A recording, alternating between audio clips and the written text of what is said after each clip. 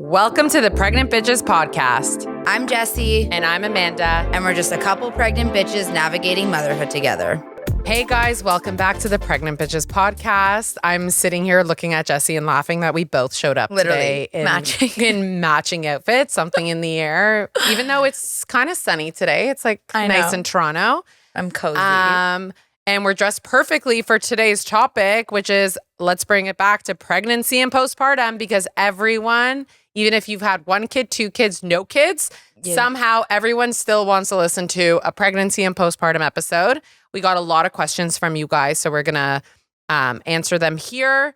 And let's jump into it, because it's still one of my favorite topics to talk about. Always. And it wouldn't be a pregnant bitches season without some pregnancy. Exactly. Stuff. So for our new listeners, our old listeners, pregnancy and postpartum. Here we go. It.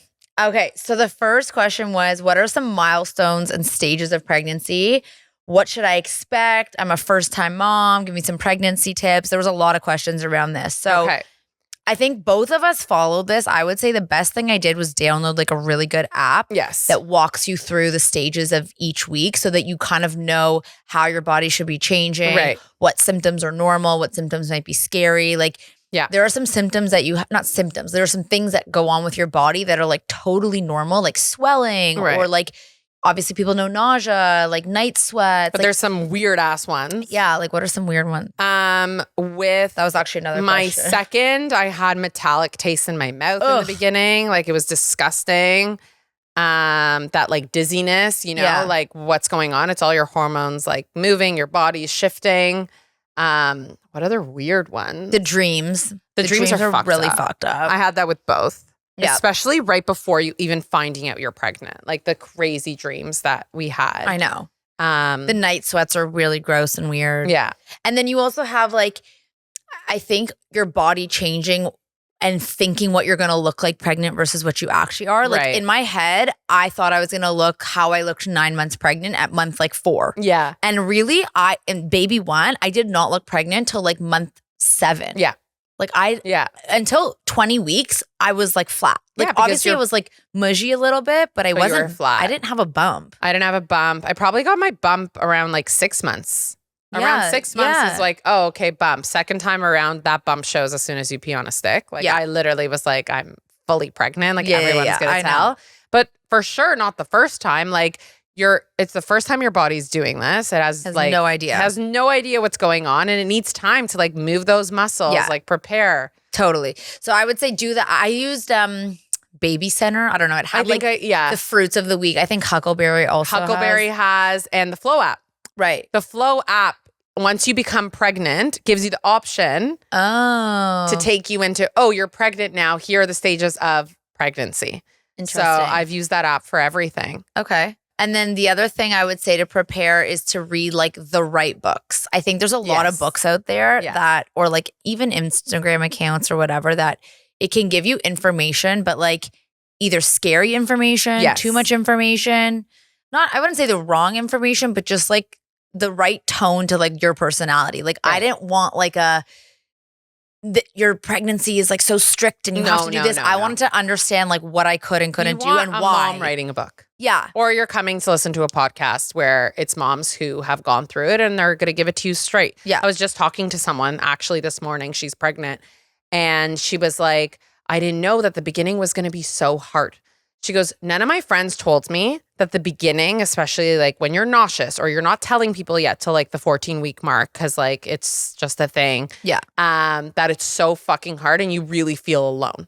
Yeah, because one of my friends right now, she's working and she's pregnant again, but not telling people. Yeah. And I'm like, how are you going to work every day, like puking your brains out? You can't tell anybody. Yeah. It's very strange. Like that first couple months is like really tough. But like it's tough because you don't want to tell people, but then you also do want to tell people. So it's like you have to confide in somebody. You should tell somebody. You should tell somebody. If you can tell a mom who's gone through it, it's way easier because we can validate your feelings. Yes, 100%. And we could also tell you like the truth. Yeah, the first fucking 14 weeks, they fucking suck. They fucking suck. They're really fucking hard. Really hard. But you're going to get through it. And once you usually, hopefully around the 14-week mark, get past that hump, you do start to feel a little bit better. And if you are sick, like there are medications that I think help. I think just like you have to ask your doctor what they, I didn't have to take anything, but what a lot of people. I don't know. Oh my God, I'm blanking right now. You'll remember after. I'll remember it. But yeah. And then the other pregnancy tip I would say is don't waste your money on really fancy and expensive pregnancy clothes. Like, no, I didn't want to wear anything. Like, I buy one really good pair of jeans and don't buy the ones that go over the belly. It's really annoying and very uncomfortable. And also, if you're first time pregnant, you don't have a bump for a very long time till the end. It doesn't. It's like it's like Spanx. And at the end, you're not wearing jeans anyways. It's also like, I feel like thank you, Rihanna, for like making people feel like they can rock the bump. You got to do that. I got to do it on number 2 because she had like done it between my kids. You missed it. I missed it. You'll do it for 3. I can't wait to rock the belly. It's cool. It's so cool. I remember going out for dinner. Belly. Like, yeah, fuck. I'm growing this baby and you're going to see my fucking belly. And I think I look cool. Yeah. So yeah, 100%. rock the fucking belly. But yeah, like don't buy expensive pregnancy clothes. It's anything, not worth it. like literally wear your husband or your partner's things. Yeah. Like I wore a lot of Adam's clothing at the end. I was like, forget it. Like baggy sweaters, like just put it on. 100%. I don't think I bought that much. Maybe like I remember like one pair of like sweatpants and then I wore them postpartum too. They had like that extra like, like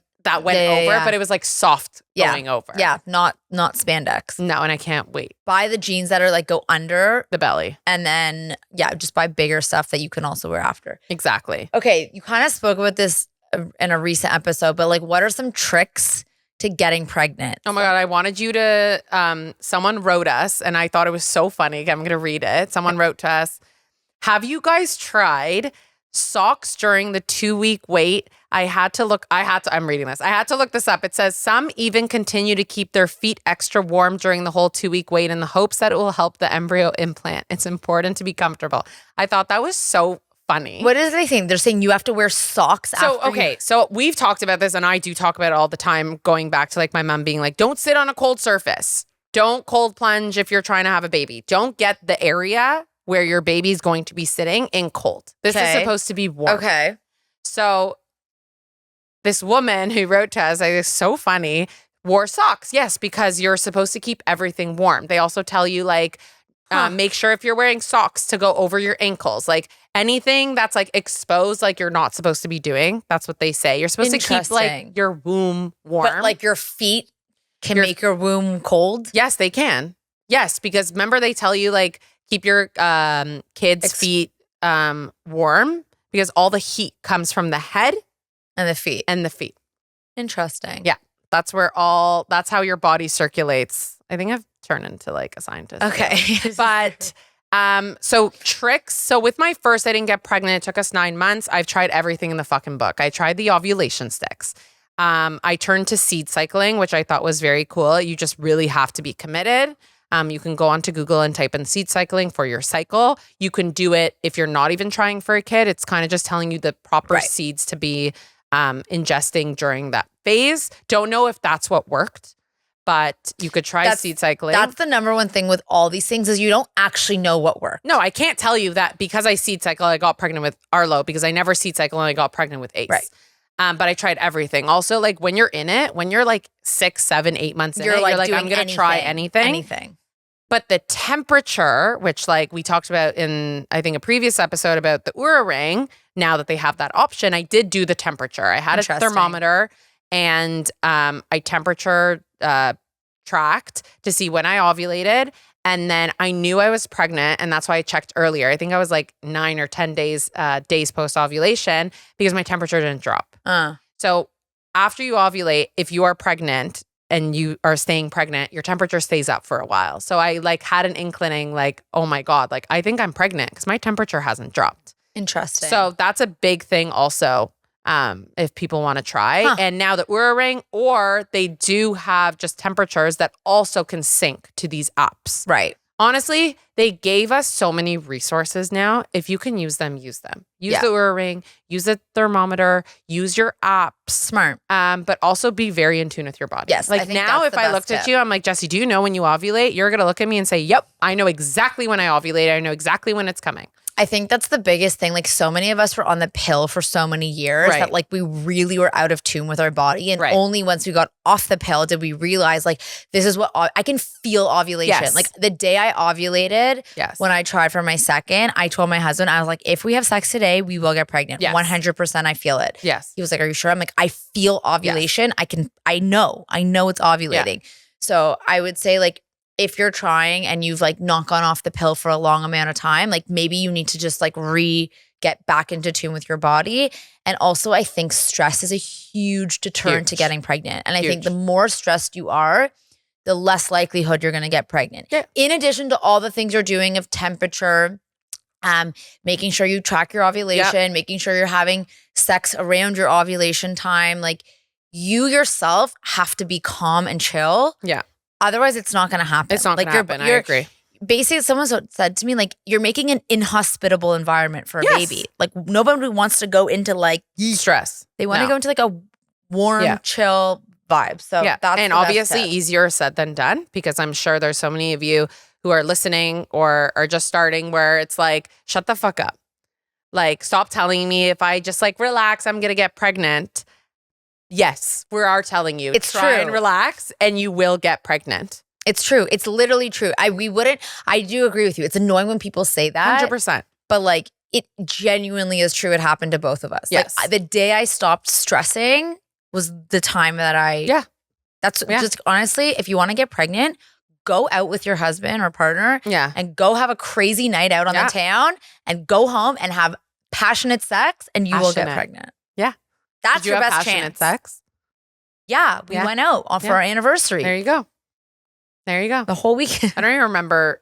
I remember Arlo. I don't remember. And same with Benny. We went to a wedding. We were like having the best night. Ziggy was out. We came home.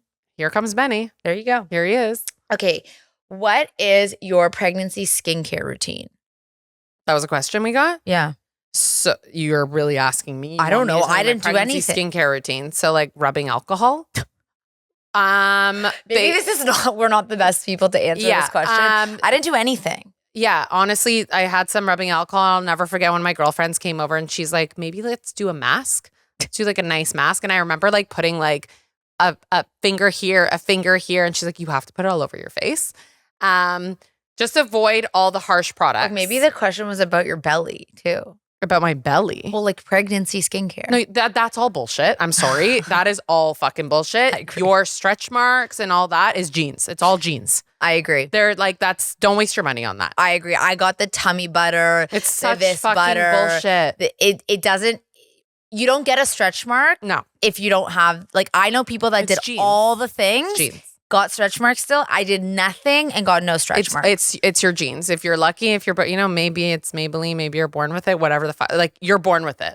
You're gonna agree. It's in your genes. Like those stretch marks that you see on the front of people's bellies, that's just that body butter or whatever is not gonna fucking helping you. So yeah. I think the best tip is just keep your skin hydrated and use the least chemical crap that you can find. Yes. Least toxic is the best thing you can do. I agree. Same with your hair, all of it, makeup, anything. Yeah. Like just try and go less gross. Yeah, less is more. This is now the next kind of topic, weight gain stigma through pregnancy. Yeah, so that one's hard. Yeah, that one's really, really hard, especially if you're a really fit person before finding out that you're pregnant. Right. I was so fit before getting pregnant with Arlo. Like I tried so hard. It was also COVID. I was like, I'm so fit right now. Yeah. And then it completely goes down the drain when you're pregnant.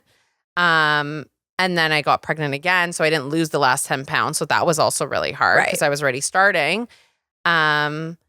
But your body is growing a human. I know. You have to remember that. Remember. You will get back, maybe not to your perfect body, but you will get back to it. 100%. Like I'm sitting here 2 years later after having all my kids out of me and it took 2 years. And we were just talking about that. It took you 2 years too with like before Benny 100%. to get back to your body. It's not going to happen overnight. No, it's really tough. Like having this stigma around gaining weight, like I feel like the world like definitely judges women, and it's unfortunate because like you said, you're growing a human. It's a beautiful thing. People should be celebrated for it. And instead, it's like, whoa, she gained 70 pounds, or like you're asking people, how many pounds did you gain? Yeah. I gained 40 pounds. I only gained 18 pounds. Like everybody is different. And unfortunately, like people don't see like gaining weight as like a beautiful thing when like it really should be, because like you're literally growing a human. And if your ass grows too, oh well. But I want my ass to grow. To be honest, I actually found gaining weight pregnant was less traumatizing to me than postpartum. Like as I gained weight pregnant, I was like, I have a bump. I don't care if my arms are bigger, my legs are bigger. I'm just bigger, but I'm growing, rocking my bump. I agree. Now is way harder. Like I'm 10 months postpartum now, and I am not what my body looked like before at all. Like women who bounce back after 10 months, very like, lucky. They're very lucky. Like this is just a reality. Like my stomach is still super flabby. I'm thicker everywhere. Like I'm heavier still. Like it's not, your body just goes through a lot, and it's frustrating for sure as a woman, because like you see guys that they don't have to go through this up and down. Like I was so fit before I got pregnant. I know, and you will get there. And you will get there. But it takes time. And don't like kill yourself over it. Like, and this this segues to the next one of working out while pregnant. Like if you can do it, 100% do it. It's good for your mental health, and it's good for you as a pregnant woman, and it's going to prepare you for labor too. And what I will say is that the chances of you being able to work out intensely after you have your baby are low. Yes. So you should do it while you're pregnant, and you can, because your body will be in such a better state going into postpartum that like your postpartum will be better. You're not going to be 2 years not working out. Like if you don't work out when you're pregnant, you're not working out for like 6 months maybe. No. After. I mean, even more. Like how are you going to tell yourself, oh shit, I got to go work out So now you're not working out for 1.5 years. Like that's too long. That's way too long. Like you need to be doing stuff pregnant. You need to be doing stuff postpartum. Like right now, I'd say I'm working out the least that I've ever worked out, because I have 2 kids and working. But even now, I'm like, I need to work. Like I just have to work out. Yeah. I have to. Now, my latest is I just do like 10 squats, waiting for a bottle to thing. Anything. Move push-ups, your body against like a wall. Like anything. Move your body. It's good for you. Okay. What else you got for me? Intimacy/sex during pregnancy, and how to maintain intimacy during and after when the baby comes. Didn't we just have an episode on this too? Oh, we were on someone's episode where we talked about this. Okay. I'm going to repeat the same thing. If you are able to have sex and your doctor has told you you are fine, go for it. As long as your partner is down as well, because I know some partners aren't down. They think it's weird. But if you're able to, for sure, it feels so much better. Yeah, you're way hornier. And then after, like, cleared 6 weeks, whatever. Like, I'm not going to get hyped up for that stupid 6-week check, but check yourself. If you feel ready, and you may feel ready at 5 weeks, you may not feel ready for 3 months. You don't know what's going to happen to you postpartum. You don't know if you're going to rip. You don't know what's going to go down. So everyone is different. There is no right or wrong answer when it comes to anything, like working out, sex, anything postpartum. Like you are your own person, your body, 100%. And one pregnancy that you had and your second pregnancy that you had are completely different pregnancies. 100%.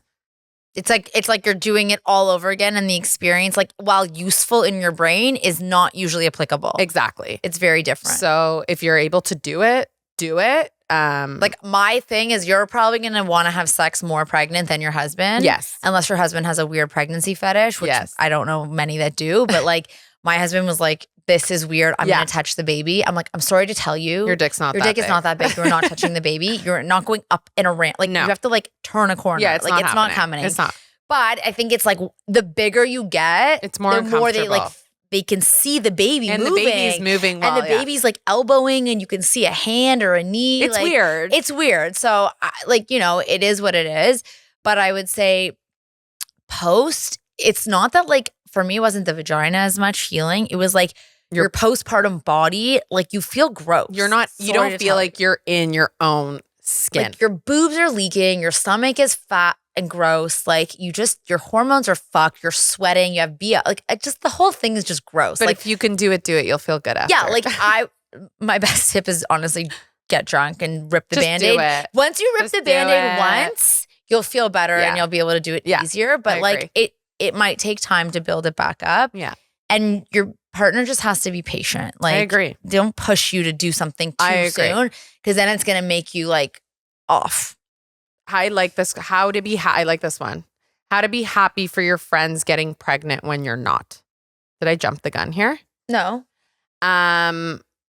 This is such a good question. I feel like so many women can relate to it. We both went through it.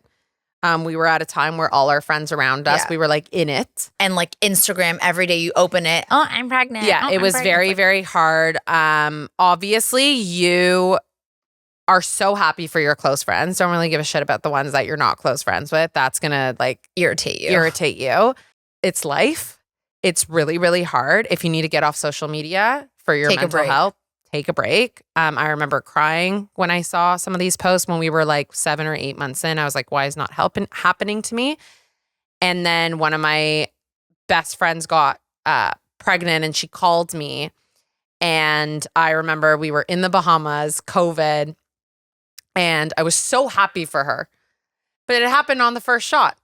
Why did she get to have sex and it happened on the first shot when she knew the last 9 months that I've been struggling, trying everything in the fucking book? Little did I know I was pregnant. I found out the next day, but I will never forget that moment walking along the beach, bawling in hysterics, so happy for her. And I would never make her feel that way. I was so happy on the phone. I was so everything. But as soon as I got off that phone, it was a nightmare. So do things that can protect you. If that's bothering you right now and you're going through it, get off social media. 100%. If there are accounts, because there's many accounts now, many influencers, many people talking about it, mute them or go the opposite. There's a lot of influencers that are talking about not getting pregnant or having a hard time or that. So find a mom group, find a mom crew, whatever you want to call it, and try and be a part of that. But you're not alone, and everyone has gone through that one way or another. 100%. And like, I think you get so caught up in the like, I know for me, I wanted to get pregnant with my friends. Yes. Like I was very adamant that I had to be pregnant with my friends and we wanted to be pregnant at the same time. Yes. That is impossible. Yes. It is obviously lucky if you get to that point. But like even at the time when you're getting pregnant, if you're a couple months different than your friends, like you're really not in the same stages. Like I have a best friend and she's 4 months behind me right now. And our kids are not on the same schedule. Our kids are not like we weren't pregnant really at the same time. We're not going to be on mat leave. 4 months is nothing in the big scheme of life. But when you're in it, it feels like a lot. So like on the other side of it, like your kids will grow up together. They will. Even if they're like, I have friends that one kid's a year older than my son, a year younger than my son, 2 years younger. Like they're in the same range of kids. But like when you're in the trying to get pregnant mode, like every month can feel like an eternity when like they're pregnant and like you feel like you're falling behind. And like you just can't look at it like that. Like your time will come. And I think like you said, the best thing you can do is just change your environment and your context. Because like if everyone else is getting pregnant around you, you feel like you're behind. Yes. If nobody else is getting pregnant around you're fine. Exactly. So change your surroundings, change your environment, change the things that you can change because and like you can't change other people getting pregnant, but you can change. And you want them to get pregnant. 100%. So it's a very weird, touchy-feely subject, but we both. The other thing you could also do is like if your friend is newly pregnant and you're not, you could also ask them to like respectfully talk to somebody else. Yeah. Yeah. Like if I had a friend and she wasn't getting pregnant and I was, and I just like consciously made the effort to talk to a different friend about the pregnancy symptoms. Yeah. Because it's like really rubbing it in someone's face. It is. Not intentionally because like they also want to know what's going on. Like they're your close friend, but just be respectful. Exactly. That's what I would say. Okay, I like that. Okay, this one also was good. How do you struggle with enjoying being pregnant and mourning the life you just lost with your partner? So I think that one is a tough one because your life will change and your partner's life is not changing. I literally just went for coffee with a friend and she was saying how hard it was the first pregnancy because they were still going out and they wanted to party and they wanted to do this. And her husband wanted to like drink and go out, whatever. And even just not the drinking stuff, like you're tired. You're tired. You're really tired. Like for me, the second time I was pregnant, I knew day one I was pregnant and I had to go to a concert and it was summer. And I got pregnant like June 29th. Yeah. Annoying. Yeah. So fucking annoying. Yeah. I was so ready for like my summer. Also. Yeah. And I go to a concert and I'm like literally standing there with like my eyes shutting. Like you're exhausted. I'm 1 week pregnant. I'm exhausted. And the people are with us like, what is wrong with her? Like what? And then I was like, I'm pregnant. I had to tell them because I just couldn't not. Like, but it's tough. Like I think for sure the first time around your husband doesn't get it. No. They do not understand what's going on. Like it's a big adjustment, but the best advice is that you just have to be open and honest with like your partner. If something's bugging you about it, like you have to just be, like you have to tell them. Yeah. And you also have to realize that you can have fun sober. Yes. If you get over the tired stage, which is like usually second trimester, you don't have to be drunk to have fun. You don't have to go out to have, like you can have fun in other ways. So many fun ways. As long as you're feeling good, like whatever, bring the belly up. But like there is a life that you have to like.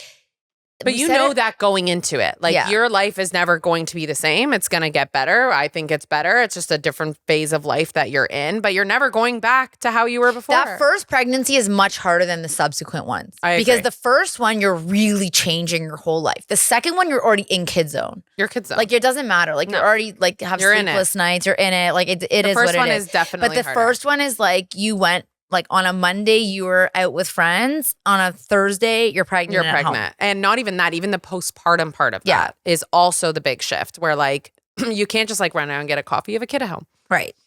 So I do think it's a life switch. I think if you go in with the expectation that it should all be the same, you're going to be disappointed. It's not. You have to like change your expectations. 100%. And I think you'll be a lot happier because of that. I agree. This one's a little bit heavier of one. Okay. How to deal with a pregnancy post-loss and how to deal with kick counting anxiety. I think it's kind of like two questions. Yeah. Neither of us have had like knock on wood, luckily experienced loss. A pregnancy loss. But we have friends that have. We have friends that have.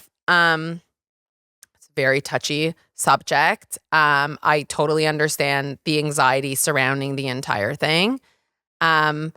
You're going to have to go day by day, and do whatever you can to keep your mental health sane. 100%. Like my friend had a very, very traumatic couple years. And I think when she had a healthy pregnancy, like she was getting ultrasounds like once a week. Yeah. She was like, I can't not get ultrasounds once a week. She was like, I have to know what's going on with this baby because I'm so much anxiety and I'm so scared. And like that's what made her feel better. She got to see her baby once a week and got updates. And that's so because you don't get updates week 8 to 20 usually or 12 to 20. You have to do whatever you can do to make yourself feel as good as you can in the situation that you are in. 100%. And then with the kick count anxiety, I think like, so it's a couple of things. Like what they tell you is that your baby should be kicking consistently throughout your pregnancy. And if there's a period of time where they aren't kicking, that could mean potentially something bad. Yes. But there's so many steps to do before going to emergency. Yeah. They tell you drink something sugary, I remember. Jump up and down. Wake them. They might be sleeping. Yeah, they're sleeping. They're napping. So the best thing so hard. is drink sugar and then wait and be patient because I think it's supposed to be like 5 or 6 counts per 30 minutes to an hour. Right. I actually should check. I don't know what it is. So it's not like they're supposed to be going like this. No. And every kid is different. So like I remember at the end with Ace, I thought something was wrong because he really wasn't moving. Like I knew in the morning, this is Ace's movements. Yeah. So if something is like not normal to you. Consistent, then I would for sure go get checked. There's no harm. And if you think something's wrong, to go get checked. Yeah, I would err on the side of caution always. Because I agree. As much as it's annoying to go to Emerge and deal with like sitting there all day, like at the end of the day, you want the information and having that is going to make your life better. I agree. Okay, well that was literally all our That's all we got. Those were all our questions that we got. If you have more pregnancy questions, send them our way. Send them our way. We're doing a whole other Q&A on postpartum, breastfeeding. Oh, mother-in-laws. That's coming. I can't wait for that one. Yeah. If you have any more mother-in-laws before we shoot it, send us. Relationship stuff. Yeah. There's a lot more Q&A stuff. We just put all these pregnancy ones together. But we'll see you next week, guys. Yeah. Thanks for tuning in. Bye, guys.